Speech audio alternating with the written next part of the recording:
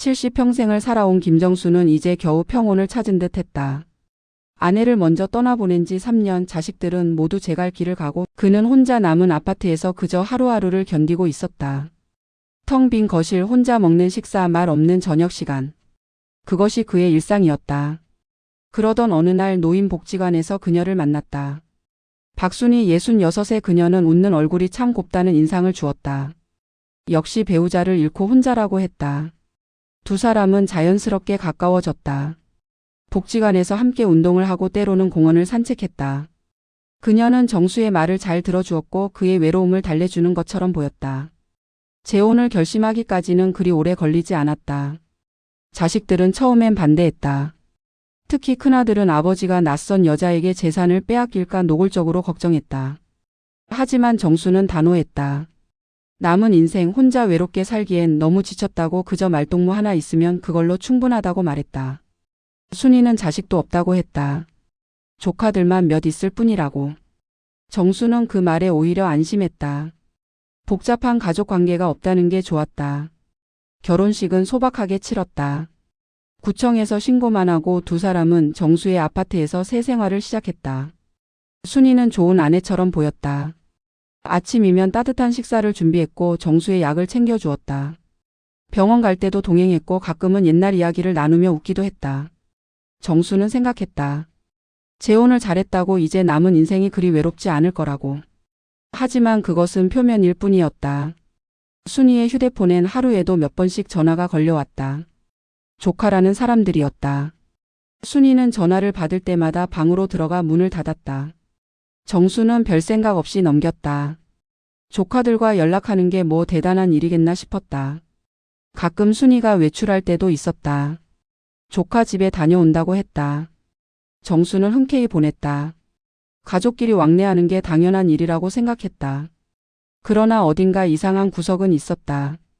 순이는 정수의 서류들에 유난히 관심이 많았다.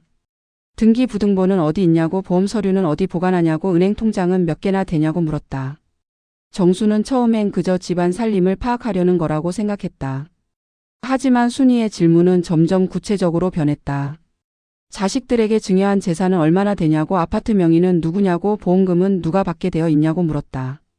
정수는 그제야 조금 불편해졌다.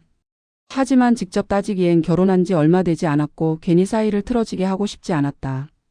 그래서 그는 대충 둘러댔다. 다 자식들 주기로 했다고, 자기는 이 집에서 살다가 죽으면 그만이라고 말했다. 순이의 표정이 미묘하게 변했다. 그녀는 더 이상 묻지 않았지만 그날 이후로 분위기가 조금 달라졌다. 여전히 밥은 해주고 약은 챙겨줬지만 어딘가 기계적이었다. 웃음도 줄었고 말수도 적어졌다. 정수는 혹시 자기가 잘못 말한 건 아닌가 걱정했다. 재산 이야기가 그녀를 불편하게 만든 건 아닌가 싶었다. 그래서 어느 날 조심스럽게 물었다. 혹시 무슨 불편한 게 있냐고. 순이는 고개를 저었다. 아무것도 아니라고, 그저 피곤할 뿐이라고 말했다. 정수는 더 이상 캐묻지 않았다. 노부부가 뭐 그렇게 깊은 이야기를 나눠야 하나 싶기도 했다. 그저 함께 살아주는 것만으로도 고마웠다. 그런데 어느 날 정수는 순이가 서재에서 뭔가를 뒤지고 있는 걸 목격했다. 그는 화장실에 갔다가 우연히 본 거였다. 순이는 서류 가방을 열고 뭔가를 찾는 듯 했다. 정수가 기침을 하자 순이는 깜짝 놀라 손을 멈췄다. 그녀는 어색하게 웃으며 말했다. 청소하려고 했다고, 먼지가 많더라고. 정수는 그 말을 믿기로 했다. 의심하고 싶지 않았다. 하지만 그날 밤 잠이 오지 않았다. 순이가 뒤지던 서류 가방에는 보험 증권과 통장이 들어 있었다. 혹시 그녀가 그걸 찾고 있었던 건 아닐까? 정수는 고개를 저었다. 설마 그럴 리가 없다고 스스로를 다독였다. 하지만 불안은 쉽게 가시지 않았다. 정수는 다음 날 서류 가방을 확인해봤다. 모든 서류는 제자리에 있었다. 아무것도 없어진 게 없었다. 그는 안도했다. 역시 괜한 의심이었다고 생각했다. 순이는 여전히 그를 잘 돌봐줬다. 아침 식사는 어김없이 준비되어 있었고 그의 건강을 걱정하는 말도 잊지 않았다. 정수는 다시 평온을 되찾은 듯 했다. 재혼 생활은 그렇게 조용히 흘러갔다. 하지만 그것은 폭풍 전야였다. 정수는 아직 몰랐다. 자신의 등 뒤에서 무슨 일이 벌어지고 있는지, 그리고 그것이 얼마나 무서운 계획인지를. 순이와 그녀의 조카들은 이미 오래전부터 움직이고 있었다. 정수의 재산, 그의 보험금, 그 모든 것이 그들의 표적이었다. 그리고 그 계획은 이제 막 실행 단계로 접어들고 있었다. 평온했던 아침은 한 통의 문자로 산산조각 났다. 정수는 아침 식사를 마치고 거실 소파에 앉아 신문을 보고 있었다. 휴대폰이 진동했다. 보험사에서 온 메시지였다. 정수는 대수롭지 않게 열어봤다. 보험료 납부 안내나 건강검진 안내쯤이라고 생각했다. 그런데 화면에 뜬 문구는 전혀 예상치 못한 것이었다. 사망보험금 수령인 변경이 완료되었습니다. 문의사항이 있으시면 고객센터로 연락 주시기 바랍니다. 정수는 순간 멍했다. 사망보험금 수령인 변경. 자신은 그런 요청을 한 적이 없었다. 손이 떨렸다. 다시 한번 문자를 읽어봤다. 틀림없었다. 보험사 공식 번호에서 온 것이었고 내용도 명확했다. 수령인 변경 완료. 정수는 즉시 순이를 불렀다. 그녀는 부엌에서 설거지를 하고 있었다. 정수가 다급한 목소리로 부르자 순이는 손을 닦으며 나왔다. 무슨 일이냐고 물었다. 정수는 휴대폰을 내밀었다. 이게 무슨 일이냐고 보험사에서 문자가 왔는데 사망보험금 수령인이 바뀌었다고 한다고 말했다. 순이는 휴대폰 화면을 보더니 고개를 갸우뚱했다. 자기는 모르는 일이라고 혹시 보험사 실수 아니냐고 말했다. 정수는 답답했다. 실수라기엔 너무 구체적인 문자였다. 수령인 변경 완료라는 건 누군가 신청을 했다는 뜻이었다. 자신이 한 게 아니라면 도대체 누가 한 건가? 순이는 침착하게 말했다. 보험사에 전화해서 확인해 보라고, 아마 착오일 거라고. 정수는 그 말이 맞다고 생각했다. 당장 보험사에 전화를 걸었다. 상담원이 받았다. 정수는 상황을 설명했다. 자기는 수령인 변경을 신청한 적이 없는데 문자가 왔다고 이게 무슨 일이냐고 물었다. 상담원은 잠시 대기하라고 했다. 몇 분 후 상담원이 다시 목소리를 냈다. 고객님 명의로 지난주 목요일에 수령인 변경 신청이 접수되었고 서류도 제출되었다고 했다. 정수는 황당했다. 지난주 목요일? 자신은 그날 병원에 갔다가 집에서 쉬었다. 보험사에 간 적도 없고 서류를 제출한 적도 없었다. 정수는 목소리를 높였다. 그건 말이 안 된다고, 자기는 신청한 적이 없다고 항의했다. 상담원은 난처한 듯 말했다. 서류에는 고객님의 서명이 있고 신분증 사본도 첨부되어 있다고 했다. 정수는 쏘스라쳤다. 서명이 있다고? 신분증 사본까지? 도대체 누가 그런 짓을 한 건가? 정수는 당장 보험사 지점으로 가겠다고 말했다. 서류를 직접 확인하고 싶다고 했다. 상담원은 알겠다고, 방문하시면 확인해 드리겠다고 답했다. 정수는 전화를 끊고 순이를 돌아봤다. 순이는 여전히 차분한 표정이었다. 어떻게 된 거냐고 물었다. 정수는 떨리는 목소리로 말했다. 누군가 자기 명의로 서류를 냈다고, 서명까지 했다고. 순이는 놀란 척하며 말했다. 그럼 사기 아니냐고, 당장 경찰에 신고해야 하는 거 아니냐고. 정수는 일단 보험사에 가서 확인부터 하기로 했다. 옷을 갈아입고 밖으로 나갔다. 순이는 따라가겠다고 했다. 정수는 고개를 저었다. 혼자 가도 된다고, 곧 돌아오겠다고 말했다. 사실 그는 순이와 함께 가고 싶지 않았다. 이유를 설명할 순 없었지만 뭔가 찜찜한 기분이 들었다. 보험사 지점은 집에서 그리 멀지 않았다. 정수는 버스를 타고 15분 만에 도착했다. 지점에 들어서자 직원이 반갑게 맞았다. 정수는 상황을 다시 설명했다. 수령인 변경 서류를 보고 싶다고, 자기는 신청한 적이 없다고 말했다. 직원은 고개를 끄덕이며 잠시만 기다리라고 했다. 몇 분 후 직원이 서류 봉투를 들고 왔다. 정수는 떨리는 손으로 서류를 받아들었다. 서류에는 수령인 변경 신청서가 있었다. 신청인 란에는 자신의 이름이 적혀 있었다. 서명란에도 서명이 있었다. 하지만 그 서명은 자신의 것이 아니었다. 정수는 평생 같은 방식으로 서명을 해왔다. 획이 굵고 끝이 살짝 올라가는 특징이 있었다. 하지만 서류의 서명은 달랐다. 비슷하게 흉내는 냈지만 획이 가늘고 떨렸다. 누군가 자신의 서명을 따라 쓴 게 분명했다. 정수는 직원에게 말했다. 이건 내 서명이 아니라고, 누군가 위조한 거라고. 직원은 당황한 표정을 지었다. 신분증 사본도 함께 보여줬다. 정수의 신분증이 맞았다. 하지만 언제 누가 복사한 건지 알 수 없었다. 정수는 수령인이 누구로 바뀌었는지 물었다. 직원이 서류를 확인하더니 조심스럽게 말했다. 박민재라는 사람으로 바뀌었다고. 정수는 그 이름을 들어본 적이 없었다. 박민재? 누구지? 직원은 관계를 확인했다. 서류에는 조카라고 적혀 있었다. 조카? 정수는 순간 머릿속이 복잡해졌다. 자신에게는 조카가 없었다. 형제가 없었으니 당연했다. 그렇다면 박민재는 누구인가? 정수는 다시 서류를 들여다봤다.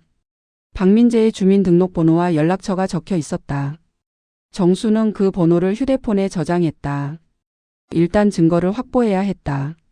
직원은 어떻게 하겠냐고 물었다. 정수는 단호하게 말했다. 이 변경은 무효라고, 자기가 신청한 게 아니라고. 경찰에 신고하겠다고도 했다. 직원은 난처한 표정을 지었다. 일단 본사에 보고하고 조사하겠다고, 시간이 좀 걸릴 거라고 말했다. 정수는 답답했다. 시간이 걸린다니, 그동안 범인은 도망갈 수도 있었다. 하지만 어쩔 수 없었다. 정수는 서류 사본을 요청했다. 증거로 남겨야 했다. 직원은 사본을 출력해줬다. 정수는 그것을 받아들고 보험사를 나왔다. 집으로 돌아가는 길, 정수의 머릿속은 복잡했다. 박민재라는 조카. 그 이름이 계속 맴돌았다. 자신에게는 조카가 없는데 왜 서류에는 조카라고 적혀 있는 걸까? 그리고 왜 하필 사망보험금 수령인을 바꾼 걸까? 정수는 불길한 예감이 들었다. 누군가 자신의 죽음을 노리고 있는 건 아닐까? 그 생각이 들자 등골이 서늘해졌다. 정수는 서둘러 집으로 돌아갔다. 순이가 거실에서 기다리고 있었다. 그녀는 어떻게 됐냐고 물었다. 정수는 서류를 내밀었다. 순이는 서류를 받아들고 천천히 읽었다. 그녀의 표정이 미묘하게 변했다. 정수는 그 변화를 놓치지 않았다. 정수는 순이의 얼굴을 뚫어지게 쳐다봤다. 그녀는 서류를 읽으면서 입술을 깨물고 있었다. 손가락이 미세하게 떨렸다. 정수는 조용히 물었다. 박민재라는 사람을 아느냐고. 순이의 눈빛이 흔들렸다. 그녀는 서류를 내려놓으며 대답했다. 자기 조카라고. 정수는 숨이 막혔다. 조카? 순이의 조카가 왜 자신의 보험금 수령인이 된 건가? 순이는 황급히 변명했다. 자기도 모르는 일이라고, 민재가 왜 그런 짓을 했는지 모르겠다고 말했다. 정수는 믿기지 않았다. 조카가 멋대로 그런 일을 할 수 있을까?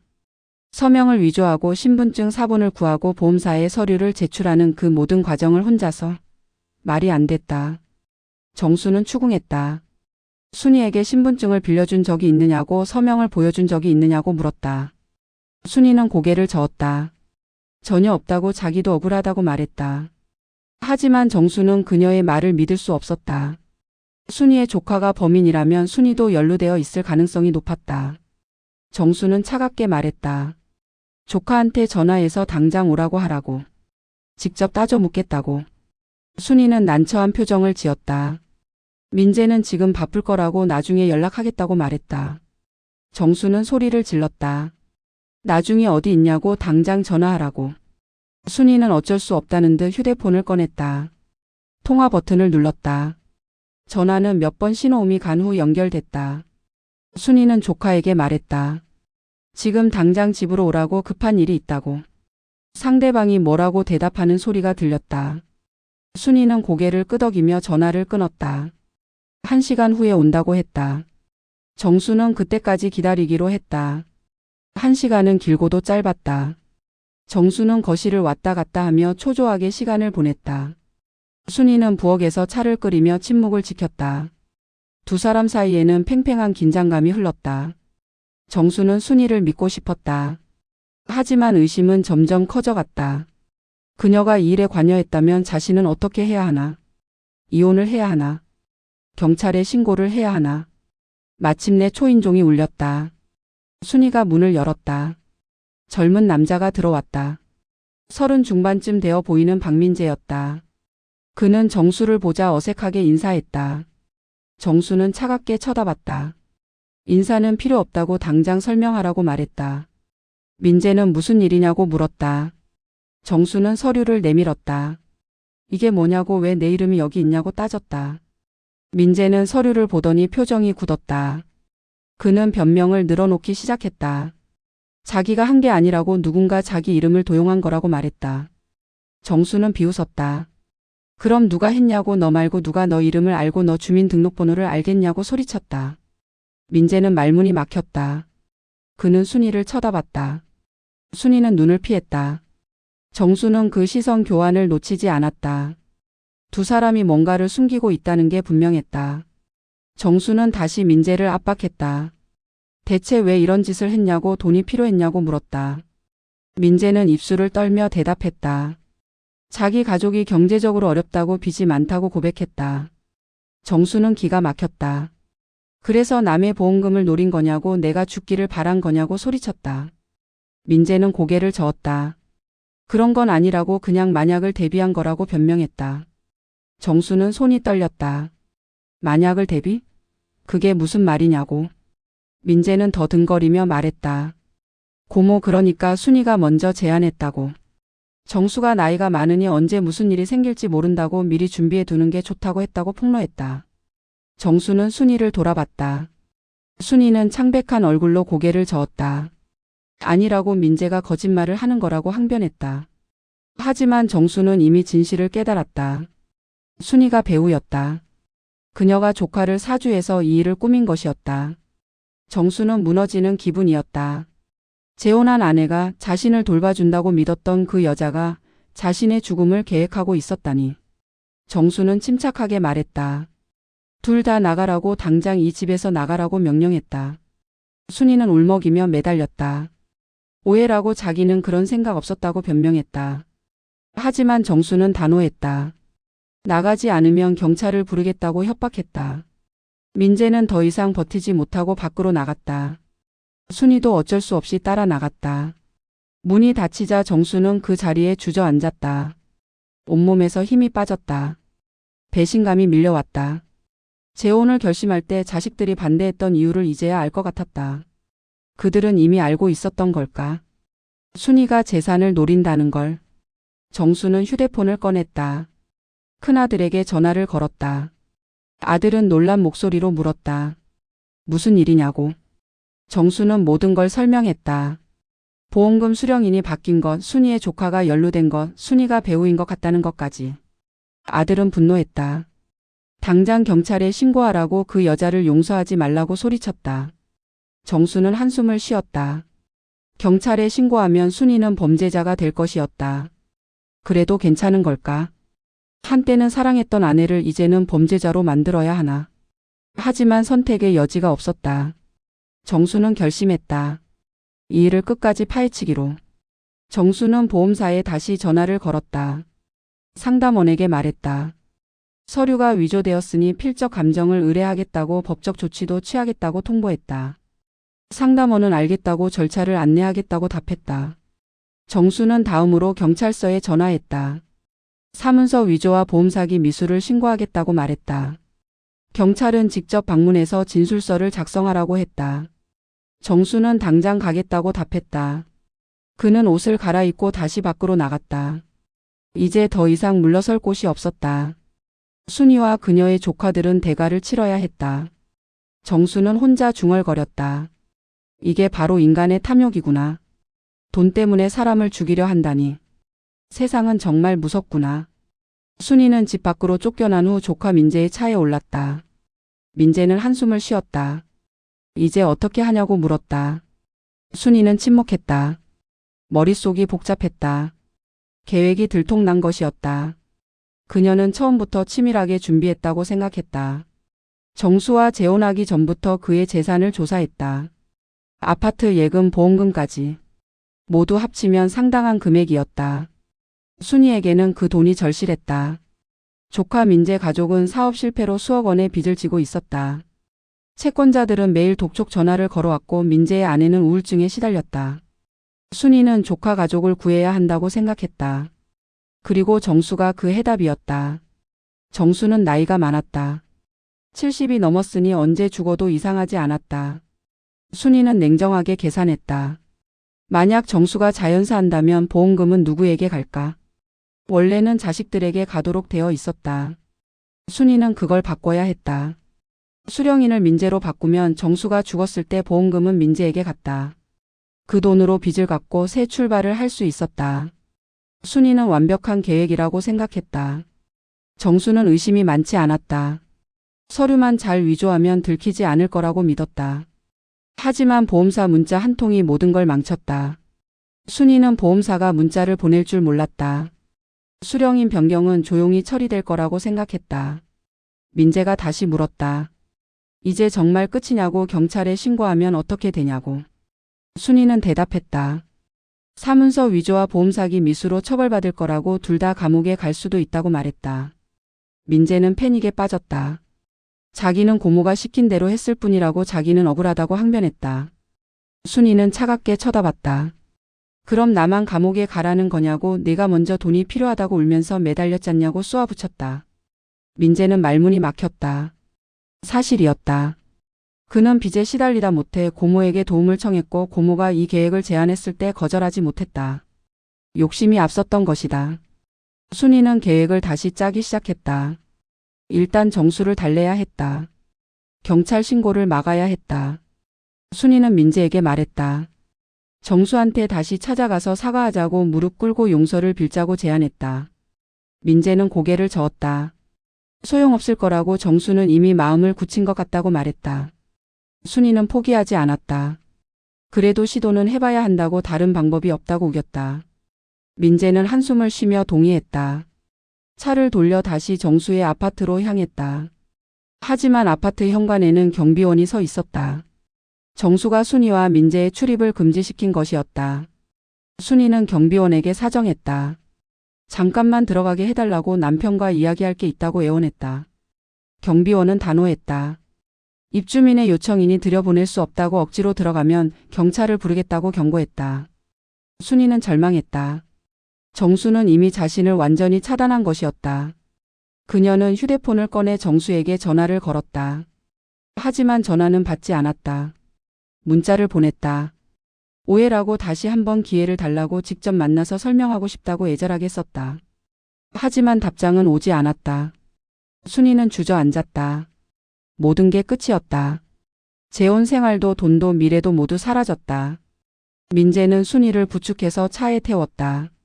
그리고 자기 집으로 데려갔다. 순이는 민재의 집에서 며칠을 지냈다. 하루 종일 침대에 누워 천장만 바라봤다. 그 사이 정수는 움직이고 있었다. 그는 경찰서를 방문해 진술서를 작성했다. 순이와 민재가 보험금을 노리고 서류를 위조했다고 진술했다. 경찰은 사건을 접수하고 조사를 시작했다. 보험사에도 연락했다. 보험사는 필적 감정을 의뢰했다. 서류의 서명이 정수의 것인지 확인하기 위해서였다. 감정 결과가 나오기까지는 일주일 정도 걸린다고 했다. 정수는 기다리기로 했다. 그동안 자식들에게도 상황을 알렸다. 자식들은 분노하며 순이를 고소하라고 재촉했다. 정수는 이미 그렇게 하고 있다고, 곧 결과가 나올 거라고 말했다. 자식들은 안도했다. 아버지가 정신을 차려서 다행이라고 말했다. 순이는 민재의 집에서 불안한 나날을 보냈다. 경찰이 언제 찾아올지 몰랐다. 민재도 초조해했다. 그는 변호사를 알아봤다. 혹시 모를 상황에 대비하기 위해서였다. 변호사는 상황을 듣고 고개를 저었다. 사문서 위조는 중범죄라고, 보험사기 미수도 처벌 대상이라고 경고했다. 최선의 방법은 자수하고 합의를 시도하는 것이라고 조언했다. 민재는 순이에게 말했다. 자수하자고, 그게 형량을 줄이는 길이라고. 순이는 거부했다. 자수하면 전과자가 된다고, 그건 절대 안 된다고 고집했다. 민재는 답답했다. 그럼 어쩌자는 거냐고, 경찰이 찾아오면 그때는 더 불리해진다고 설득했다. 순이는 마지막 카드를 꺼내 들었다. 정수에게 편지를 쓰기로 했다. 손편지로 진심을 전하면 혹시 마음이 바뀔지도 몰랐다. 순이는 밤새 편지를 썼다. 자신이 얼마나 후회하는지, 조카를 돕고 싶은 마음에 잘못된 선택을 했다고, 정수를 해칠 생각은 전혀 없었다고 변명했다. 용서를 구하는 문장으로 편지를 마무리했다. 아침이 되자 순이는 민재에게 편지를 맡겼다. 정수의 우편함에 넣어달라고 부탁했다. 민재는 아파트까지 가서 우편함에 편지를 넣고 돌아왔다. 순이는 기다렸다. 정수가 편지를 읽고 연락을 주기를. 하지만 이틀이 지나도 연락은 없었다. 정수는 편지를 읽고도 무시한 것이었다. 순이는 완전히 무너졌다. 민재는 더 이상 버틸 수 없었다. 그는 순이 몰래 변호사와 상담을 다시 했다. 그리고 자수를 결심했다. 변호사는 자수가 최선이라고 거듭 강조했다. 민재는 경찰서를 찾아갔다. 담당 형사에게 모든 걸 자백했다. 고모와 함께 보험금을 노려 서류를 위조했다고 잘못을 뉘우치고 있다고 진술했다. 형사는 진술서를 작성했다. 그리고 순이도 조사를 받아야 한다고 말했다. 민재는 순이의 주소를 알려줬다. 그날 오후 경찰이 순이를 찾아왔다. 순이는 체념한 듯 경찰을 따라갔다. 경찰서 조사실에서 그녀는 모든 걸 시인했다. 변명의 여지가 없었다. 민재가 이미 자백한 상태였으니까. 순이는 유치장에 수감되었다. 차가운 바닥에 앉아 그녀는 생각했다. 욕심이 화를 불렀구나. 만약 그냥 정수와 평범하게 살았다면 이런 일은 없었을 텐데. 정수는 경찰로부터 연락을 받았다. 순이와 민재가 자수했고 모두 자백했다는 소식이었다. 정수는 복잡한 심정이었다. 한편으로는 진실이 밝혀져서 다행이라고 생각했지만 다른 한편으로는 씁쓸했다. 아내가 범죄자가 되다니. 재혼을 결심했을 때의 설렘은 온데간데 없었다. 이제 남은 건 배신감과 분노뿐이었다. 경찰은 정수에게 추가 진술을 요청했다.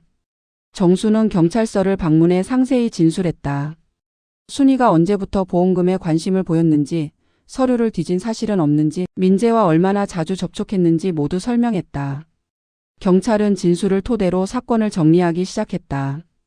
보험사의 필적 감정 결과도 나왔다. 서명이 정수의 것이 아니라는 결론이었다. 위조 가능성이 매우 높다고 판정됐다. 보험사는 즉시 수령인 변경을 원복했다. 다시 정수의 자식들로 돌아갔다. 보험사 담당자가 정수에게 전화를 걸어 사과했다. 내부 절차에 허점이 있었다고 앞으로는 이런 일이 없도록 시스템을 개선하겠다고 약속했다. 정수는 별로 위로가 되지 않았다. 시스템 개선이 무슨 소용인가? 이미 벌어진 일은 되돌릴 수 없었다. 신뢰는 깨졌고 마음은 상처투성이었다.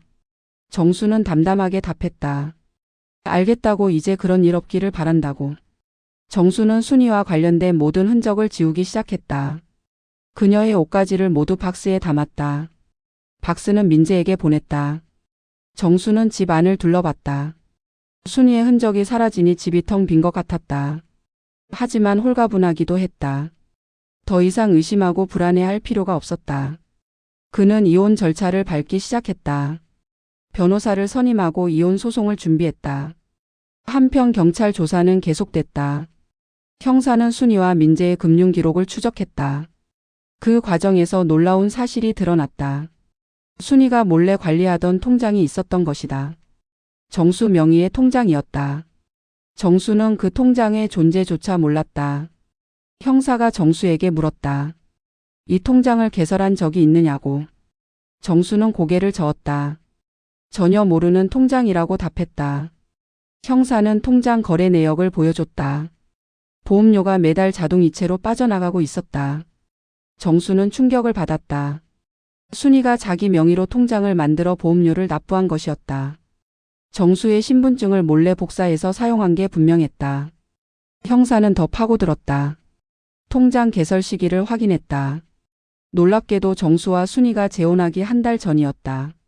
순이는 재혼하기도 전에 이미 계획을 세우고 있었던 것이다. 정수를 만나자마자 그의 재산을 노린 것이었다. 형사는 정수에게 말했다. 이건 단순한 충동 범죄가 아니라고 치밀하게 준비된 사기라고 설명했다. 정수는 온몸이 떨렸다. 순이는 처음부터 자신을 속인 것이었다. 사랑도 다정함도 모두 연기였다. 그녀의 목적은 오직 돈이었다. 정수는 자신의 어리석음이 한탄스러웠다. 자식들의 경고를 무시하고 재혼을 강행한 것이 후회됐다. 경찰은 순이의 과거도 조사했다. 놀랍게도 순이에게는 전과가 있었다. 10년 전 다른 남자와 결혼해서 비슷한 사기를 시도한 적이 있었다. 그때는 미수에 그쳐 집행유예를 받았다.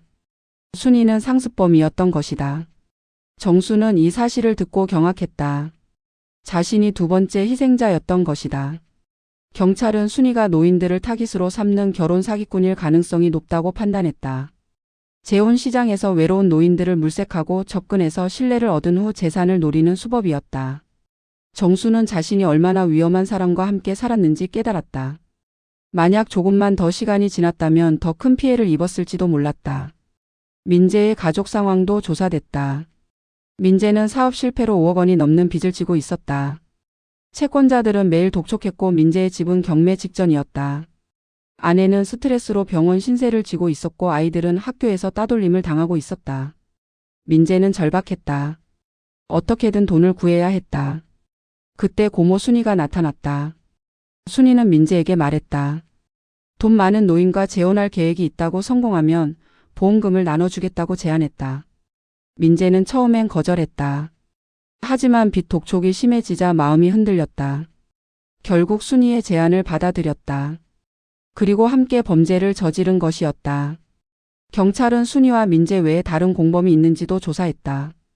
민재의 아내는 이 계획을 알고 있었을까? 조사 결과 아내는 몰랐던 것으로 드러났다.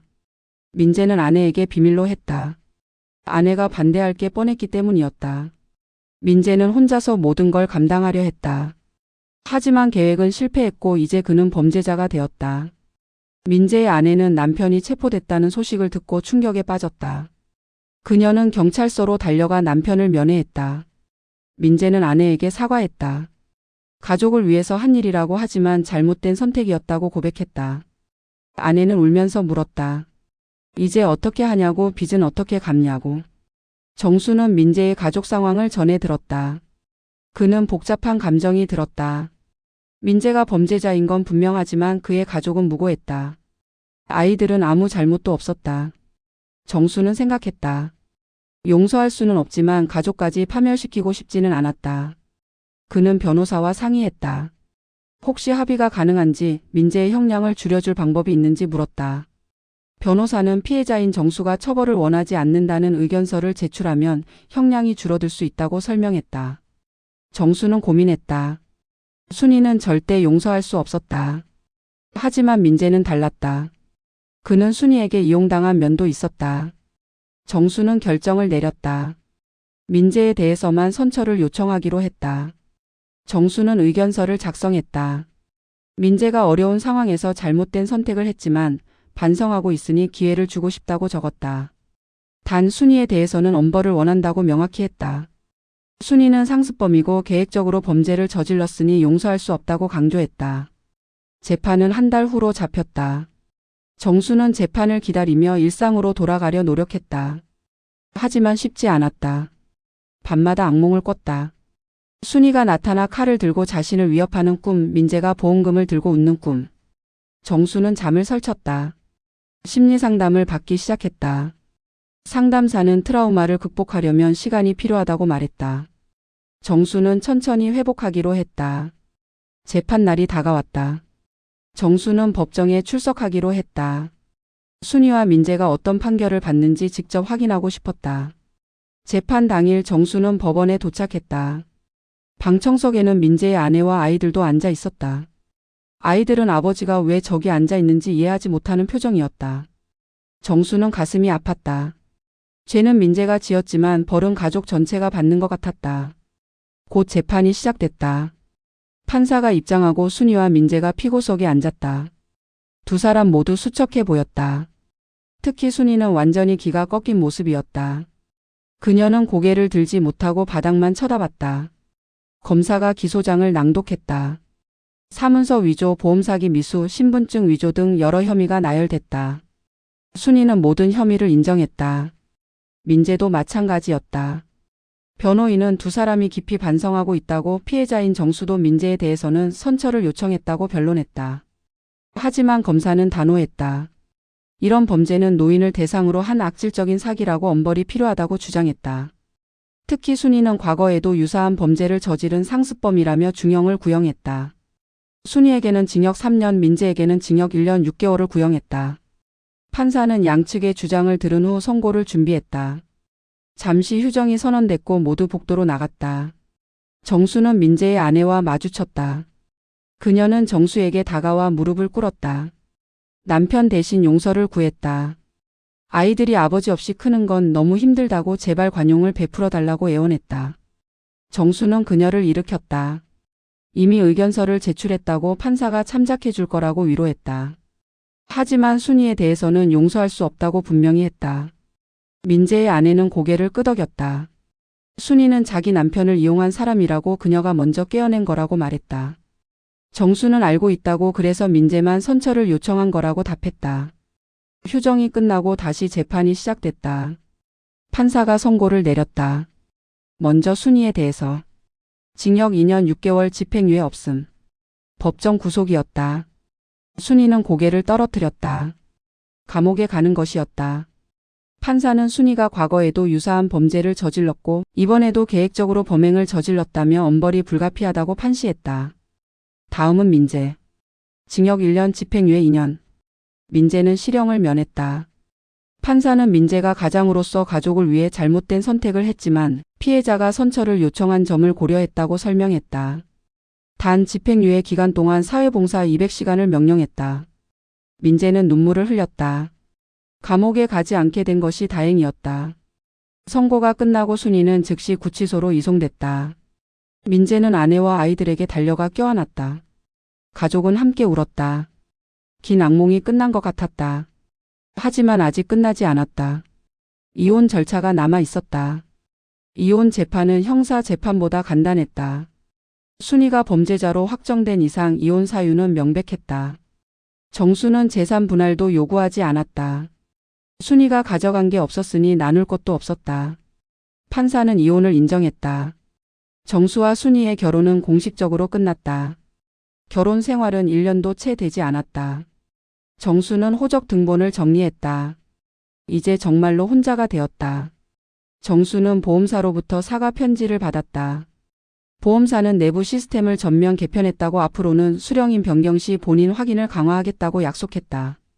전화 통화와 영상 인증을 의무화한다고 했다. 정수는 편지를 읽고 안도했다. 자신 같은 피해자가 더 이상 나오지 않기를 바랐다. 보험사는 보상 차원에서 정수에게 소정의 위로금도 지급했다. 정수는 그 돈을 자선단체에 기부했다. 자신에게 필요한 돈이 아니라고 생각했다. 누군가에게 도움이 되는 게 더 의미 있었다. 기부를 하고 나니 마음이 조금 가벼워졌다. 정수는 자식들과 저녁을 먹었다. 오랜만에 가족이 모였다. 큰아들은 아버지에게 말했다. 이제 재혼 같은 거 생각하지 말라고 그냥 가족들과 자주 만나며 지내라고 당부했다. 정수는 고개를 끄덕였다. 재혼은 이제 생각도 하기 싫었다. 인간에 대한 신뢰가 많이 깨졌다. 특히 낯선 사람을 믿기가 두려워졌다. 딸은 아버지를 자주 찾아오겠다고 약속했다. 외롭지 않게 해주겠다고 말했다. 정수는 고마웠다. 역시 가족이 최고라고 생각했다. 피는 물보다 진했다. 순이 같은 타인은 절대 가족을 대신할 수 없었다. 정수는 앞으로 자식들과 더 많은 시간을 보내기로 결심했다. 민재는 판결 이후 삶을 재정비하기 시작했다. 빚은 여전히 많았지만 천천히 갚아나가기로 했다. 파산 신청을 하고 채무 조정을 받았다. 이자가 줄어들고 상환 기간이 늘어났다. 조금씩이라도 갚으면 언젠가는 끝날 거라고 생각했다. 민재는 새로운 일자리를 찾았다. 작은 회사의 격리직이었다. 월급은 많지 않았지만 정직하게 벌 수 있는 돈이었다. 민재는 다시는 불법적인 일에 손대지 않기로 맹세했다. 아내와 아이들 앞에서 약속했다. 가장으로서 책임을 다하겠다고. 아내는 남편을 믿어주기로 했다. 한 번의 실수로 평생을 저주할 수는 없었다. 민재는 사회봉사도 성실히 이행했다. 주말마다 복지관에서 노인들을 돕는 일을 했다. 그러면서 정수 같은 노인들을 보면 죄책감이 들었다. 자신이 얼마나 큰 잘못을 저질렀는지 새삼 깨달았다. 순이는 감옥에서 시간을 보냈다. 2년 6개월은 길었다. 감옥 생활은 고됐다. 좁은 감방 딱딱한 침대에 형편없는 식사. 순이는 매일 후회했다. 욕심만 부리지 않았다면 정수와 평범하게 살았다면 이런 일은 없었을 텐데. 하지만 이미 엎질러진 물이었다. 순이는 조카 민재에게 편지를 썼다. 미안하다고 자기 때문에 고생했다고 사과했다. 하지만 민재는 답장을 보내지 않았다. 순이는 완전히 고립됐다. 가족도 친구도 아무도 찾아오지 않았다. 그녀는 혼자였다. 세상에서 가장 외로운 곳에서 자신의 죄를 씻고 있었다. 순이는 생각했다. 출소하면 뭘 해야 하나. 전과자가 된 이상 취업도 어려웠다. 노인복지관에도 갈 수 없었다. 사람들이 자신을 손가락질할 게 뻔했다. 순이의 미래는 암담했다. 정수는 노인복지관에 다시 나가기 시작했다. 처음엔 두려웠다. 사람들이 자신의 사연을 알고 있을까봐 걱정됐다. 하지만 아무도 아는 사람이 없었다. 정수는 안도했다. 복지관에서 운동을 하고 친구들을 사귀었다. 이번에는 조심스러웠다. 누군가 다가와도 쉽게 마음을 열지 않았다. 특히 재혼 이야기가 나오면 단호하게 거절했다. 정수는 다시는 그런 실수를 반복하지 않기로 다짐했다. 어느 날 정수는 보험사로부터 또 다른 연락을 받았다. 이번에는 좋은 소식이었다. 보험사가 정수의 사례를 바탕으로 보안 시스템을 개선했고 그 결과를 인정받아 금융감독원으로부터 표창을 받았다는 내용이었다. 보험사는 정수에게 감사의 뜻을 전했다. 정수 덕분에 시스템이 개선됐고 다른 노인들이 비슷한 피해를 입지 않게 됐다고 말했다. 정수는 뿌듯했다. 자신의 고통이 헛되지 않았다는 생각이 들었다. 다른 사람들이 자신처럼 당하지 않는다면 그걸로 충분했다. 정수는 보험사에 감사 인사를 전했다. 시스템 개선에 힘써줘서 고맙다고 말했다. 정수는 언론 인터뷰 요청도 받았다. 한 신문사가 노인 대상 보험 사기에 대한 기사를 준비하고 있었다. 정수의 사례를 소개하고 싶다고 했다. 정수는 처음엔 거절했다. 창피한 일을 공개하고 싶지 않았다. 하지만 기자는 설득했다. 정수의 이야기가 다른 노인들에게 경각심을 줄 수 있다고 공익적인 목적이라고 강조했다. 정수는 고민 끝에 인터뷰에 응하기로 했다. 단 신원은 익명으로 처리해달라고 요청했다. 기자는 동의했다. 인터뷰는 조용한 카페에서 진행됐다. 정수는 자신의 경험을 솔직하게 털어놨다. 재혼 과정, 순이의 배신, 보험금 사기 시도, 재판 과정까지 모두 이야기했다. 기자는 정수에게 물었다. 재혼을 후회하느냐고. 정수는 잠시 생각하다 대답했다. 후회는 하지만 배움도 있었다고. 사람을 쉽게 믿어서는 안 된다는 것, 특히 재산과 관련된 문제에서는 더욱 신중해야 한다는 걸 배웠다고 말했다. 기자는 다른 노인들에게 조언을 해달라고 요청했다. 정수는 명확하게 말했다. 재혼을 고려한다면 감정보다 안전장치를 먼저 생각하라고. 재산은 미리 정리하고 자식들과 상의하고 상대방의 과거를 철저히 확인하라고 조언했다. 그리고 절대 서두르지 말라고 충분한 시간을 두고 상대를 알아가라고 강조했다. 기사는 일주일 후 신문에 실렸다. 반응은 뜨거웠다. 많은 독자들이 댓글을 달았다. 비슷한 경험을 한 사람들도 있었고 정수의 용기에 박수를 보내는 사람들도 있었다. 정수는 기사를 읽으며 뿌듯함을 느꼈다. 자신의 고통이 누군가에게 도움이 된다면 그것만으로도 의미가 있었다. 며칠 후 정수는 낯선 번호로 전화를 받았다. 전화를 건 사람은 또 다른 피해자였다. 그 역시 재혼한 배우자에게 사기를 당할 뻔했다고 했다. 기사를 읽고 용기를 얻어 경찰에 신고했고 지금 조사가 진행 중이라고 말했다. 그는 정수에게 감사 인사를 전했다. 정수의 이야기가 없었다면 자신도 큰 피해를 입었을 거라고. 정수는 위로했다. 잘 해결되기를 바란다고 힘내라고 격려했다. 전화를 끊고 나서 정수는 생각했다. 세상에는 자신처럼 당하는 사람들이 많구나. 노인들은 외로움 때문에 쉽게 속는다. 누군가 그들을 보호해줘야 한다. 정수는 자원봉사를 시작했다. 노인복지관에서 재혼 상담 프로그램을 진행했다. 재혼을 고려하는 노인들에게 자신의 경험을 나누고 조심해야 할 점들을 알려줬다. 처음에는 사람들이 별로 관심을 보이지 않았다. 하지만 정수가 자신의 이야기를 진솔하게 나누자 분위기가 바뀌었다. 사람들은 진지하게 들었고 질문도 많이 했다. 어떻게 상대방을 확인하는지, 계약서는 어떻게 작성하는지, 재산은 어떻게 보호하는지 물었다. 정수는 하나하나 답해줬다. 변호사나 전문가의 도움을 받으라고 절대 혼자 결정하지 말라고 조언했다. 프로그램은 인기를 얻었다. 매주 참석자가 늘어났다. 정수는 보람을 느꼈다. 순이는 감옥에서 정수의 기사를 읽었다. 누군가 신문을 가져왔고 순이는 자신의 이야기가 실린 걸 알았다. 물론 이름은 익명으로 처리됐지만 내용을 보면 자신에 관한 얘기임을 알 수 있었다. 순이는 부끄러웠다. 자신의 악행이 세상에 알려진 것이었다. 그녀는 기사를 읽으며 눈물을 흘렸다. 정수는 자신을 용서하지 않았다. 그럴 자격도 없었다. 순이는 거울을 보며 생각했다. 이게 바로 인과응보구나. 욕심을 부리면 결국 대가를 치른다. 순이는 남은 형기를 모범수로 보내기로 결심했다. 조금이라도 참회하는 모습을 보이고 싶었다. 출소 후에는 조용히 살기로 했다. 다시는 남을 속이지 않기로.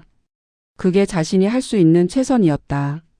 민재는 사회봉사를 하면서 많은 걸 배웠다. 노인들을 돌보며 그들의 외로움을 이해하게 됐다. 왜 정수 같은 사람들이 재혼에 매달리는지 알 것 같았다. 외로움은 사람을 나약하게 만들었다. 그리고 그 나약함을 악용하는 사람들이 있었다. 순이 같은 사람들. 민재는 고모를 원망했다. 자신을 이용해서 범죄를 저지르게 한 것을. 하지만 동시에 자신도 책임이 있다는 걸 인정했다. 거절할 수 있었는데 하지 않았다. 돈에 눈이 멀었다. 민재는 복지관 노인들에게 더 친절하게 대했다. 그들의 말을 경청하고 필요한 것들을 도와줬다. 작은 보상이라도 하고 싶었다. 정수에게 직접 사과할 기회는 없었지만 다른 노인들에게 잘하는 것으로 속죄하고 싶었다. 정수는 변화된 삶에 적응했다. 재혼 실패는 큰 상처였지만 동시에 새로운 시작이기도 했다. 정수는 이제 혼자 사는 것에 익숙해졌다. 외롭지 않았다. 자식들이 자주 찾아왔고 복지관 친구들도 생겼다. 자원봉사는 삶의 의미를 줬다. 누군가를 돕는 일은 보람이 있었다. 정수는 생각했다. 인생은 참 아이러니하다. 최악의 경험이 최고의 교훈을 준다. 순이의 배신이 없었다면 이런 깨달음도 없었을 것이다. 정수는 과거를 후회하지 않기로 했다. 그저 현재에 집중하고 남은 인생을 의미 있게 살기로 결심했다. 그게 최선이었다. 정수는 창밖을 바라보며 미소 지었다. 햇살이 따뜻했다. 새로운 하루가 시작되고 있었다. 필적 감정 결과가 최종 확정되면서 정수의 사건은 완전히 마무리 단계에 접어들었다. 감정 전문가들은 서류의 서명이 정수의 것이 아니라고 명확히 판정했다. 회계 굵기, 필압, 글자의 기울기 모든 것이 달랐다. 누군가 정수의 서명을 보고 따라 쓴 것이 분명했다. 보험사는 이 결과를 받고 즉각 조치를 취했다. 수령인 변경은 완전히 무효화됐고 원래대로 정수의 자식들로 복구됐다. 보험사는 정수에게 공식 사과문을 보냈다. 내부 절차의 허점을 인정하고 재발 방지를 약속했다. 또한 전 직원을 대상으로 보안 교육을 실시하고 수령인 변경 시 본인 확인 절차를 3중으로 강화했다고 보고했다. 보험사의 변화는 거기서 끝나지 않았다. 정수의 사례를 계기로 업계 전체가 움직이기 시작했다. 금융감독원은 모든 보험사에 공문을 보냈다. 수령인 변경 시 본인 확인을 의무화하라고 지시했다. 서면 신청만으로는 부족하고 전화통화와 영상 인증을 병행해야 한다고 규정했다. 특히 고령자의 경우 더욱 엄격하게 확인하라고 강조했다. 보험사들은 시스템을 개편했다. 변경 신청이 들어오면 고객에게 즉시 문자와 전화를 보내 확인하도록 했다. 고객이 직접 확인하지 않으면 변경이 처리되지 않게 만들었다. 이런 변화는 정수 한 사람의 피해가 만들어낸 결과였다. 정수는 자신의 고통이 사회를 조금이나마 바꿨다는 사실에 위안을 받았다. 경찰도 이 사건을 계기로 노인 대상 보험 사기에 주목하기 시작했다. 전담팀을 구성해 유사 사례를 조사했다. 놀랍게도 비슷한 피해 사례가 수십 건 발견됐다. 대부분 재혼한 배우자나 그 가족이 보험금을 노린 경우였다. 경찰은 피해자들에게 연락해 진술을 받았고 가해자들을 추적했다. 몇몇은 이미 해외로 도주한 상태였지만 대부분은 국내에서 체포됐다. 경찰은 언론 브리핑을 열어 노인 대상 보험 사기의 심각성을 알렸다. 그리고 예방 수칙을 발표했다. 재혼 시 상대방의 신원을 철저히 확인할 것, 재산 관련 서류는 절대 타인에게 맡기지 말 것, 의심스러운 일이 생기면 즉시 경찰에 신고할 것. 이런 수칙들이 언론에 보도되며 사회적 관심이 높아졌다. 정수는 이런 변화를 지켜보며 뿌듯함을 느꼈다. 자신의 사건이 헛되지 않았다. 다른 노인들이 자신처럼 당하지 않게 되었다. 정수는 보험사, 경찰, 금융감독원 모두에게 감사 편지를 보냈다. 신속하게 대응해줘서 고맙다고 앞으로도 노인들을 보호하는 일에 힘써달라고 당부했다. 기관들은 정수에게 답장을 보냈다. 정수의 용기 덕분이라고 앞으로도 최선을 다하겠다고 약속했다. 정수는 이제 자신의 역할이 끝났다고 생각했다. 사건은 마무리됐고 시스템은 개선됐다. 이제 남은 건 자신의 삶을 회복하는 일이었다. 정수는 그 일에 집중하기로 했다. 정수는 심리상담을 계속 받으며 트라우마를 극복해 나갔다. 상담사는 정수가 많이 좋아졌다고 평가했다. 처음에는 불안과 분노가 컸지만 이제는 많이 안정됐다고 말했다. 정수 스스로도 느낄 수 있었다. 밤에 악몽을 꾸는 일이 거의 없어졌고 낮에도 불안감이 줄었다. 사람들과 대화할 때도 편안해졌다. 물론 완전히 회복된 건 아니었다. 여전히 재혼이나 결혼 이야기가 나오면 움찔했고 낯선 사람을 대할 때 경계심이 생겼다. 하지만 그건 자연스러운 반응이었다. 한 번 데인 가슴은 쉽게 회복되지 않는다. 상담사는 천천히 가라고 시간이 약이라고 위로했다. 정수는 자식들과의 관계도 더욱 돈독해졌다. 재혼 사건을 계기로 자식들은 아버지를 더 자주 찾아오게 됐다. 일주일에 한 번은 꼭 만나 식사를 했다. 큰아들은 아버지를 자기 집으로 초대해 손주들과 함께 시간을 보냈다. 딸은 아버지와 함께 등산을 다니며 대화를 나눴다. 정수는 가족의 소중함을 새삼 깨달았다. 역시 혈육이 최고였다. 남이 아무리 잘해줘도 가족을 대신할 순 없었다. 정수는 자식들에게 감사했다. 힘든 시기에 곁에 있어줘서 고맙다고 말했다. 자식들도 아버지를 위로했다. 앞으로는 더 자주 찾아오겠다고 외롭지 않게 해주겠다고 약속했다. 정수는 행복했다. 가족이 있다는 것만으로도 충분했다. 보험사는 정수를 초청해 감사 행사를 열었다. 정수의 사례 덕분에 시스템이 개선됐고 금융감독원으로부터 표창까지 받았다며 고마움을 전했다. 행사장에는 보험사 임원들과 직원들이 모였다. 그들은 정수에게 감사패를 전달했다. 정수는 어색했지만 기쁘게 받았다. 짧은 소감을 말해달라는 요청에 정수는 단순하게 말했다. 자신의 고통이 다른 사람들에게 도움이 됐다면 그걸로 충분하다고 앞으로도 노인들을 보호하는 일에 힘써달라고 당부했다. 참석자들은 박수를 보냈다. 정수는 행사를 마치고 집으로 돌아오며 생각했다. 인생은 참 알 수 없다. 최악의 경험이 이렇게 의미 있는 결과를 낳다니. 민재는 사회봉사를 마치고 일상으로 돌아갔다. 200시간의 봉사는 힘들었지만 의미 있었다. 그는 많은 걸 배웠다. 노인들의 외로움, 그들이 겪는 어려움, 그리고 사회의 무관심. 정수는 복지관에서 재혼 상담 프로그램을 계속 진행했다. 참석자들은 정수의 이야기에 귀 기울였다. 그의 경험은 생생했고 교훈은 명확했다. 정수는 재혼을 반대하는 게 아니었다. 다만 신중하라고 안전장치를 마련하라고 강조했다. 사랑도 중요하지만 현실도 직시해야 한다고 말했다. 특히 재산 문제는 미리 정리하고 법적으로 보호받을 방법을 찾으라고 조언했다. 참석자들은 고개를 끄덕였다. 정수의 말은 설득력이 있었다. 실제 경험에서 나온 조언이었으니까.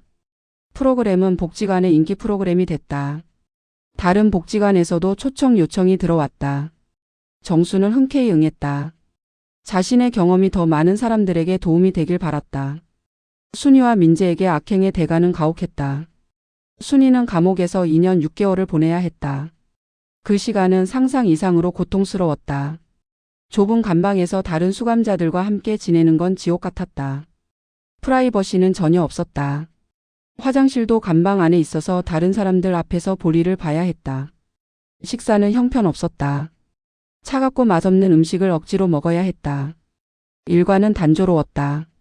아침에 일어나 점호받고 작업장에서 일하고 저녁에 다시 감방으로 돌아오는 게 전부였다. 순이는 작업장에서 단순 노동을 했다. 봉투 접기, 스티커 붙이기 같은 일들. 하루 종일 같은 동작을 반복하는 건 정신을 갉아먹었다. 순이는 다른 수감자들과도 잘 어울리지 못했다. 그녀의 제목이 알려지자 사람들은 수근거렸다. 노인을 속인 나쁜 여자라고 재혼 사기꾼이라고 손가락질했다. 순이는 고개를 들 수 없었다. 식당에서 혼자 밥을 먹었고 작업장에서도 구석에 앉아 조용히 일했다. 밤에는 울음을 삼키며 잠들었다. 면회객도 없었다. 조카 민재는 한 번도 오지 않았다. 다른 친척들도 마찬가지였다. 순이는 완전히 버림받았다. 세상에 혼자였다. 그녀는 거울을 볼 때마다 늙어가는 자신의 모습에 절망했다. 머리는 새고 주름은 깊어졌다. 출소할 때쯤이면 70이 다 되어 있을 것이었다. 그 나이에 무엇을 할 수 있을까? 순이는 미래가 보이지 않았다. 민재도 대가를 치렀다. 비록 실형은 면했지만 집행유예와 사회봉사는 가혹했다. 2년 동안 언제든 감옥에 갈 수 있다는 두려움 속에 살아야 했다. 작은 실수라도 하면 유예가 취소될 수 있었다. 민재는 조심스럽게 생활했다. 술도 끊고 나쁜 친구들과도 연락을 끊었다. 오직 일과 가정에만 집중했다. 사회봉사 200시간도 힘들었다. 주말마다 복지관에 가서 노인들을 돌봤다. 휠체어를 밀어주고 식사를 도와주고 청소를 했다. 육체적으로 힘들었지만 정신적으로는 더 힘들었다. 노인들을 볼 때마다 정수가 생각났다. 자신이 그에게 얼마나 큰 상처를 줬는지 깨달았다. 죄책감이 밀려왔다. 민재의 가족도 고통받았다. 동네 사람들은 민재의 범죄 사실을 알고 있었다. 소문은 빠르게 퍼졌다. 아이들은 학교에서 놀림을 당했다. 너희 아빠 범죄자라며 손가락질했다. 민재의 아들은 주먹 다툼까지 벌였다. 결국 전학을 가야 했다. 민재의 아내도 직장에서 눈치를 받았다. 동료들은 그녀를 피했고 상사는 노골적으로 싫어했다. 결국 아내는 퇴사를 결심했다. 더 이상 그 환경에서 견딜 수 없었다. 민재 가족은 이사를 갔다. 새로운 곳에서 새 출발을 하기로 했다. 하지만 쉽지 않았다. 과거는 쉽게 지워지지 않았다. 민재는 매일 자책했다. 자신의 욕심 때문에 가족이 고통받는다는 사실이 괴로웠다. 빚도 여전히 남아 있었다. 5억 원의 빚은 천천히 갚아나가고 있었지만 끝이 보이지 않았다. 민재는 2개의 일을 했다.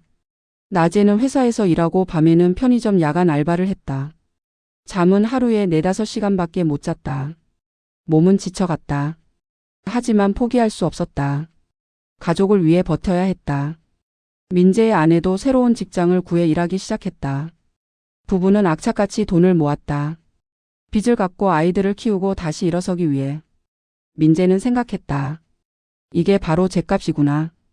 잘못을 저지르면 평생 갚아야 한다. 자신만이 아니라 가족까지 고통받는다. 민재는 다시는 잘못된 선택을 하지 않기로 맹세했다. 순이의 조카 중 일부는 순이를 원망했다. 순이의 범죄 때문에 가족 전체가 손가락질을 받았다. 친척 모임에서도 순이 이야기가 나오면 분위기가 싸늘해졌다. 어떤 친척은 대놓고 비난했다. 왜 그런 짓을 했냐고 가문에 먹칠을 했다고 소리쳤다. 순이의 오빠는 충격을 받아 병원 신세를 졌다.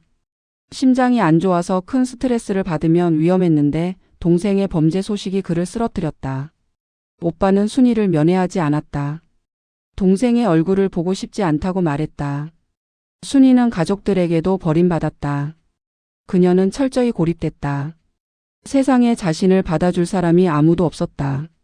집안 명예도 크게 실추됐다. 박씨 가문은 원래 조용하고 평범한 집안이었다. 하지만 순이의 범죄로 인해 동네에서 소문이 자자해졌다. 박씨 집안에 사기꾼이 나왔다고 조심해야 한다고 수군거렸다. 친척들은 외출할 때마다 눈치를 봤다. 혹시 누가 알아보고 뭐라고 하지 않을까 두려워했다. 결혼을 앞둔 조카 하나는 파혼을 당했다. 신부 측 가족이 순이의 범죄 사실을 알고 반대한 것이었다. 그런 집안과 사돈을 맺을 수 없다고 단호히 거절했다. 조카는 울며 원망했다. 왜 고모 때문에 자신이 피해를 봐야 하냐고. 가족들은 할 말이 없었다. 순이의 죄가 너무 컸다. 순이는 감옥에서 이 모든 소식을 전해 들었다. 면회는 없었지만 가끔 편지가 왔다. 오빠가 쓰러졌다는 소식, 조카가 파혼당했다는 소식. 순이는 죄책감에 짓눌렸다. 자신 때문에 가족들이 고통받는다는 사실이 괴로웠다. 순이는 편지를 쓰려 했지만 뭐라고 써야 할지 몰랐다. 미안하다는 말로는 부족했다. 용서를 구할 자격도 없었다. 순이는 펜을 내려놓고 울었다. 돌이킬 수 없는 강을 건넌 것이었다. 이제 남은 건 고통과 후회뿐이었다. 순이는 생각했다. 욕심이 화를 불렀다. 만약 다시 돌아갈 수 있다면 절대 그런 선택을 하지 않을 텐데. 하지만 인생에 만약은 없었다. 민재는 매일 정수를 생각했다. 직접 사과할 기회는 없었다. 정수는 민재를 만나고 싶어 하지 않을 게 분명했다. 민재는 대신 편지를 썼다. 진심으로 사과하는 편지. 자신이 얼마나 잘못했는지 얼마나 후회하는지 적었다. 정수의 관용에 감사하다고 선처 덕분에 가족과 함께할 수 있게 됐다고 고백했다. 앞으로는 정직하게 살겠다고 약속했다. 민재는 편지를 봉투에 넣고 주소를 적었다. 하지만 붙이지 못했다. 정수가 이 편지를 받고 싶어 할까? 오히려 상처가 되지 않을까? 민재는 고민하다 편지를 서랍에 넣어뒀다. 언젠가 용기가 생기면 붙이기로 했다. 아니면 평생 간직하며 반성의 증거로 삼기로. 정수는 모든 일을 정리하고 새로운 삶을 시작했다. 이혼은 깔끔하게 마무리됐다. 순이와의 모든 법적 관계가 끊어졌다. 정수는 홀가분했다. 더 이상 그녀와 엮일 일이 없었다. 집도 정리했다. 순이의 흔적을 모두 지웠다. 그녀가 사용하던 방은 서재로 바꿨다. 새 가구를 들이고 책장을 채웠다. 집 안 분위기가 완전히 달라졌다. 정수는 만족했다. 이제 이 집은 온전히 자신만의 공간이었다. 아무도 침범할 수 없는 안전한 곳. 정수는 그 안에서 평온을 찾았다. 아침에 일어나 창문을 열면 신선한 공기가 들어왔다. 커피를 내려 마시며 신문을 읽는 시간이 행복했다. 정수는 독립적인 삶을 즐기기 시작했다. 혼자 사는 것에 완전히 익숙해졌다. 외롭지 않았다. 오히려 자유로웠다. 아무에게도 눈치 보지 않고 하고 싶은 대로 할 수 있었다. 늦게까지 책을 읽어도 새벽에 산책을 나가도 아무도 뭐라고 하지 않았다. 정수는 자신만의 루틴을 만들었다. 아침엔 가벼운 운동, 오전엔 복지관 활동, 점심 후엔 낮잠, 오후엔 독서나 드라마 시청, 저녁엔 자식들과 통화. 규칙적이고 평온한 일상이었다. 정수는 이런 삶이 좋았다. 극적인 일은 없지만 안정적이고 예측 가능했다. 그게 정수가 원하는 노년이었다. 자식들은 아버지의 변화를 기뻐했다. 정수는 이제 건강해 보였다. 얼굴에 생기가 돌았고 표정도 밝아졌다. 재혼 실패의 상처에서 완전히 회복한 것 같았다. 큰아들은 아버지를 식사에 자주 초대했다. 손주들과 함께 시간을 보내며 정수는 웃음을 되찾았다. 손주들은 할아버지를 좋아했다. 이야기를 잘 들어주고 용돈도 주고 재밌는 얘기도 많이 해주는 할아버지였다. 딸은 아버지와 등산을 다녔다. 함께 산을 오르며 대화를 나누는 시간이 소중했다. 딸은 아버지가 자랑스러웠다. 힘든 일을 겪고도 이렇게 씩씩하게 일어선 모습이 대단했다.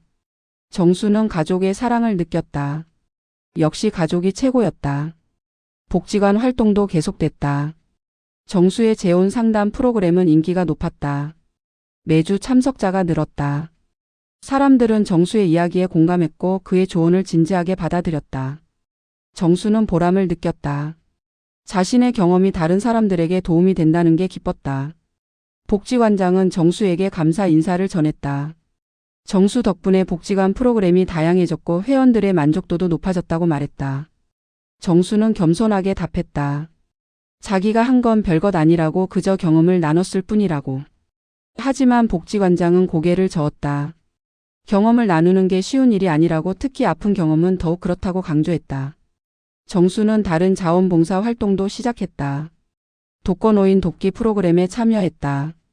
혼자 사는 노인들을 방문해 말벗이 대주고 필요한 것들을 도와줬다. 정수는 그들의 외로움을 이해했다. 자신도 비슷한 경험을 했으니까. 정수는 따뜻한 말 한마디, 작은 도움이 얼마나 큰 위로가 되는지 알았다. 방문하는 노인들은 정수를 좋아했다. 진심으로 대해주는 게 느껴졌다. 정수는 그들과 이야기를 나누며 자신도 위로받았다. 누군가를 돕는 일은 자신을 치유하는 일이기도 했다. 정수는 이 활동을 계속하기로 마음먹었다. 남은 인생을 의미 있게 쓰고 싶었다. 보험사는 정수에게 마지막 사과를 전했다. 담당 임원이 직접 집을 방문했다. 그는 정수에게 고개를 숙였다. 회사의 허점 때문에 고통받게 해서 죄송하다고, 앞으로는 절대 이런 일이 없도록 하겠다고 약속했다. 정수는 받아들였다. 이미 용서했다고, 중요한 건 재발 방지라고 말했다. 임원은 고마워했다. 그리고 마지막으로 말했다. 정수의 사례가 업계 전체를 바꿨다고. 많은 노인들이 정수 덕분에 보호받게 됐다고. 정수는 뿌듯했다. 자신의 고통이 헛되지 않았다. 그걸로 충분했다. 임원은 작별 인사를 하고 떠났다. 정수는 문을 닫고 거실로 돌아왔다. 모든 게 정말로 끝났다는 생각이 들었다. 정수는 창밖을 바라봤다. 해가 지고 있었다. 붉은 노을이 하늘을 물들였다. 아름다웠다. 정수는 미소 지었다. 인생이 이렇구나. 낮이 있으면 밤이 있고 고통이 있으면 회복이 있다. 정수는 고통의 시간을 지나 이제 회복의 시간에 있었다. 앞으로 얼마나 살지 모르지만 남은 시간을 의미 있게 보내고 싶었다. 가족과 함께 봉사활동을 하며 평온하게. 정수는 더 이상 재혼을 생각하지 않았다. 동반자가 필요하면 가족과 친구들이 있었다. 사랑이 필요하면 손주들의 사랑이 있었다. 혼자 있는 시간도 나쁘지 않았다. 정수는 혼자를 즐기는 법을 배웠다.